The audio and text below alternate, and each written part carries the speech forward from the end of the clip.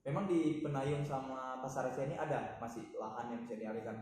Kalau di Penayung itu kami rencanakan di lapangan semen atau kawasan apa nih, Merpati atau basket, kawasan Blok Pisang lama tuh.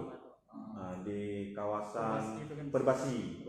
Nah, di kawasan Perbasi itu setahu kami, informasi yang kami peroleh itu milik Pemko malah, ya kan, kayak lapangan semen itu kan milik Pemko, itu bisa kita kelola. Nah, maksudnya gini, nanti masalah gedung parkirnya itu terserah bagaimana konsep Pemko. Oh, mungkin disatukan dengan konsep RTH, silakan. Nah, mau dibuat sebagian RTH ataupun di atasnya dibuat RTH, di bawahnya RTH, di atasnya lahan parkir, itu nggak ada masalah. Yang penting terpenuhi persediaan lahan parkir. Memang ada lahannya. Iya, ada lahannya. Tapi kalau kawasan Pasar Aceh harus ada pembebasan pasti. Harus ada pembebasan, karena kalau kita lihat memang yang ada kawasannya itu di belakang PLN Merduati. Iya, perumahan-perumahan yang gitu. Jadi masuk belakang pertokoan. Karena basement yang disediakan juga di Pasar Aceh sudah terbatas, karena kita lihat selama ini pada umumnya pemilik kios atau toko di Pasar Aceh pun memiliki kendaraan, sehingga dengan kendaraan mereka saja dari pagi sampai sore dia parkirkan, sehingga volume parkir yang tersediakan berkurang, sehingga masyarakat susah. Basement Pasar Aceh itu udah penuh untuk pemilik usaha. Iya, pemilik usaha. Apalagi sekarang di Pasar Aceh sudah ada MPP, mall pelayanan publik, sudah ada mall Sedia. Ya, kalau saya lihat memang yang paling cocok itu ya di belakang pertokoannya itu yang masih ada, ya memang sudah ada perumahan, tapi itu paling yang bisa dipilih ya. Yang ada celah lah. Kalau seperti ini memang ada memang konsep-konsep kota yang membuat perparkiran di atas badan jalan. Kalau saya lihat di Dagu Bandung itu dijadiin kafe di atas. Kalau perparkiran itu gimana konsep? Ada. Sebenarnya konsep contoh di nanti kalau saya lihat desain yang di Simpang Mulekade itu seperti itu, parkir yang di bundaran, nanti parkir di bawah, kulinernya di atas. Nah, itu konsep yang sudah dibuat oleh kawan-kawan PU. Nah, tapi kan itu kan perlu proses pembebasan lahan. Nah, tapi memang seperti saya sampaikan tadi, konsep terserah, bisa dia bisa join dengan apa saja, dengan THK, dengan kuliner itu nggak ada masalah. Yang penting lahan parkir tersedia. Ya, itu kan kalau di Yogyakarta kan di Jalan Malioboro kan nggak ada lagi parkir, dia kan parkir orang di satu gedung berjalan gitu. Nah, jadi seperti itu. Bang, berarti kalau ngomong tadi kawasan, berarti pembangunan kawasan parkir ini terus bertambah ya setiap tahunnya? Insya Allah sesuai dengan renja yang ada di kita akan targetkan 20 kawasan hingga 2022. 20 kawasan itu saat ini masih fokus di kawasan Lampinang dulu kan? Ya, Lampinang, Pangu, Lampinang, Jalan Penyamakam dan alias ini. Dan ke depan kan kita baru menyasar. Ke depan kan akan menyambung jalan tersebut. Saya yakin jalan tersebut akan berkembang.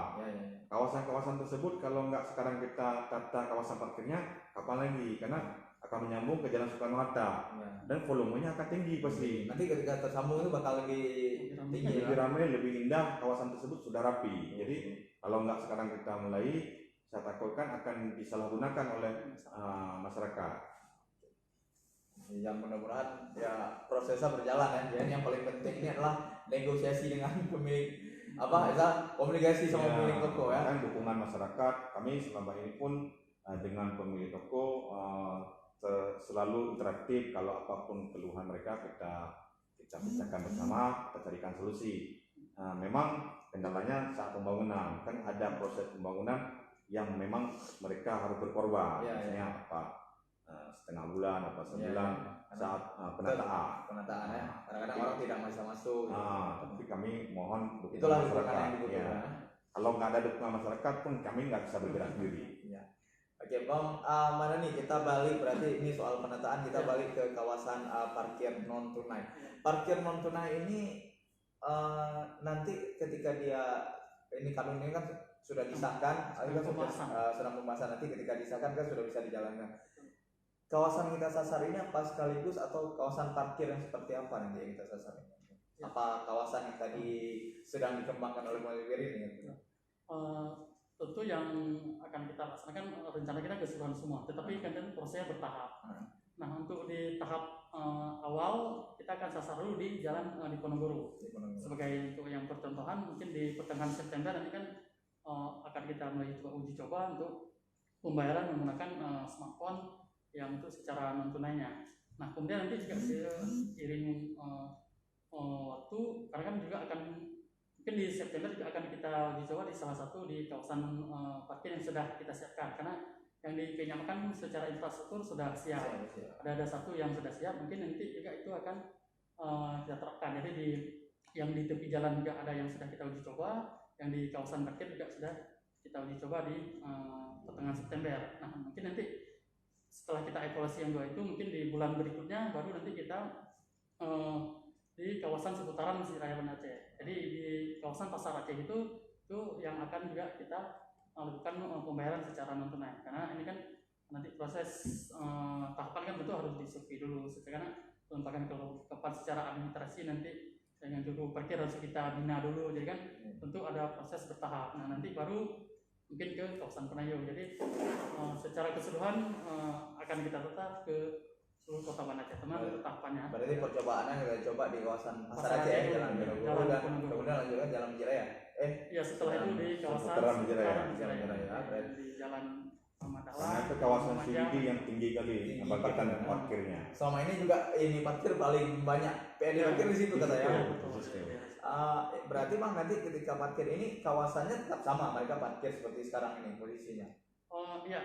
Kondisi parkir mungkin seperti sekarang. Cuma nanti bayarnya aja. Nanti si juru parkir ketika kendaraan mau parkirnya yang di scan dulu menggunakan handphone. Nah, tetapi khusus untuk di jalan di Ponorogo, karena biar juga di situ kan biar lebih tertib untuk kendaraan, karena tuh di yang area parkir roda 2 kita akan bekali dengan pembatas parkir. Jadi nanti pengendara waktu mau parkir kan masuk dari satu arah, dari satu pintu, karena dia ada buat pembatas lah. Kita buat pembatas lah semacam dalam sentil gitu kan. Jadi kan dia ada dalam satu ruang gitu parkirnya. Jadi tidak sampai 3 lapis, mungkin hanya bisa 2 lapis. Misalnya ada pintu masuk, ada pintu keluar ya. Supaya itu mudah proses scan-nya ya. Jadi ketika masuk di scan, ketika keluar bayar ya tinggal ya biarkan di scan barcode pembayarannya begitu. Barcode itu nanti akan di scan ke HP ini ada di HP misalkan customer kan yang membuka aplikasi OVO misalnya, si juru parkir dia kan ada aplikasi yang juru parkir di HP-nya, jadi kan keluar barcode pembayaran, jadi tinggal di scan ke barcode. Jadi langsung dia terpotong saldo. Terpotongnya saldo. Kemudian saldo ini otomatis terkumpul di tukang parkir atau langsung terdata di kita? Terdata di kita. Ini kan kita ada rekening penampung. Itu. Nah, nanti baru dari sistem dia kan akan membagi nanti. Berapa jatah di juru parkir ke kita. Berarti dengan adanya parkir non tunai ini sistem retribusi parkir akan berbeda ya nanti. Berarti kalau selama ini kan kita menetapkan kawasan, misalnya kawasan ini sehari per bulan segini. Kawasan kan kita itu menetapkan apa namanya istilah penetapan kawasan target. Ada kawasan yang berbeda-beda kan. Ada yang 100.000, ada yang kalau CBD seperti abang sampaikan tadi lebih mahal ya. Di Ponorogo ada yang setor si juru parkirnya ke kita 100.000. Ada kawasan-kawasan tertentu misalnya di daerah Darussalam itu hanya 15.000. Karena begini, memang selama ini kan karena belum ada juga survei yang detail, jadi sehingga yang target diberikan ke juru parkir hanya pemantauan. Mungkin ini ada potensi 100.000 ya, 100 target. Padahal di lapangan kalau kita lihat mungkin lebih banyak begitu, orang parkir lebih banyak begitu. Tapi kalau misalnya nanti sudah menggunakan aplikasi, kan setiap kendaraan yang akan di scan dulu plat kendaraan, jadi otomatis kendaraan itu kan sudah terdata berapa yang parkir. Kemudian dengan seperti ini bagaimana nanti pembagian jatah PAD dan jatah tukang parkir, apa seperti 800 200 atau mereka tidak ditetapkan sehari berapa gitu? Nanti kan pembagiannya misalkan kalau misalkan dengan yang perwal sekarang kan kita balik tarifnya sama nanti setelah ini. Tarifnya masih tetap sama, tidak ada yang berubah. Karena gini, konsep retribusi tidak boleh membebankan masyarakat. Itu yang konsep yang kami dengar dari ahli hukum seperti itu, jangan membebankan masyarakat. Ini kan untuk yang misalnya kan masih dengan tarif yang sekarang, misalnya untuk masih yang roda 2 1.000 dan roda 4 2.000. Cuman ini kan lebih ke dari segi akuntabilitas daripada penerimaan parkir, karena setiap kendaraan itu sudah didata semua kan, di scan plat kendaraan jadi kan tentu sekian berarti ada yang parkir. Jadi nanti juga karena pembayarannya secara non tunai kan langsung juga terekod di sistem. Nah nanti di sistem yang membagi kalau misalkan selama ini bagi hasil mungkin 35-65, jadi itu akan langsung dibagi oleh sistem ke rekening kas daerah dan ke si juru parkirnya begitu. Dengan seperti ini juga si juru parkir lebih diuntungkan ya. Istilahnya kalau istilah orang ekonomi ketika dia tidak pegang uang kas dia juga lebih bisa lebih hemat istilahnya. Jadi dia nanti akan seperti gaji bulanan ya, atau per minggu dia bisa ambil jatah dia berapa klaim seperti itu kan. Iya. Seperti itu berarti. Iya, kalau itu memang nanti mungkin kalau kalian kan bisa kebutuhan harian secara harian mungkin langsung juga dibagi. Setelah dia bisa dapat berapa ya. Tapi yang paling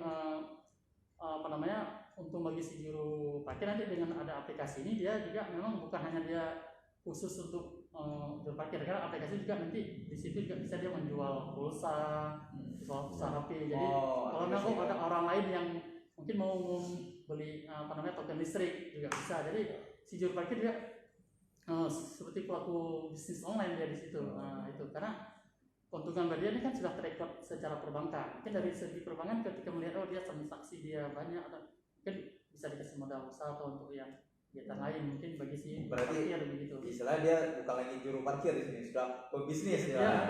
Dia sudah sebagai pelaku usaha. Seperti Grab tadi. Seperti Grab berarti ya. Ada usaha lain yang bisa dia lakukan dengan secara online begitu. Berarti salah satu keuntungan ini adalah terdatanya jumlah kendaraan, retribusi listrik. Selama ini kan kita tidak tahu ya berapa sehari. Asumsi selama ini asumsi ya, karena targetnya. Jadi target itu kan seperti disampaikan oleh Pak Malen tadi, kita pemantauan lapangan. Nah, tapi tidak ada realnya. Tapi kalau begitu dengan pakai non tunai atau smartphone, berarti kan realnya jumlah kendaraan berapa masuk, kita tahu semua karena sudah terdaftar. Kalau selama ini asumsi berarti ada tukang parkir yang untung besar, ada yang untung kecil ya. Itulah kesan yang disampaikan oleh masyarakat. Katanya bocor, bonggi segala macam itu seperti itu. Makanya emang dengan ada non tunai nanti kita ada beban juga. Bebannya apa? Di pengawasan. Di pengawasan itu akan lebih ketat, atau kita pengawasnya harus lebih banyak untuk mengawasi si juru parkir yang nanti nggak di scan atau nggak didata atau gimana. Nah itu harus kita ini juga kan. Kemudian yang kedua, si juru parkir selama ini kan kita lihat di lapangan juru parkir sudah di usia tidak produktif. Ini yang kita lihat kesannya. Jadi selama ini di umur 60 tahun ke atas, 50 tahun ke atas. Makanya kesan pekerjaan di sekarang ini, kesan di masyarakat kerjaan juru parkir ini pekerjaan untuk orang tua. Padahal untuk anak muda kalau sudah pakai IT mungkin sudah bagus, sudah memadai juga penghasilannya kan. Itu kita lihat. Mindset itu harus kita rubah.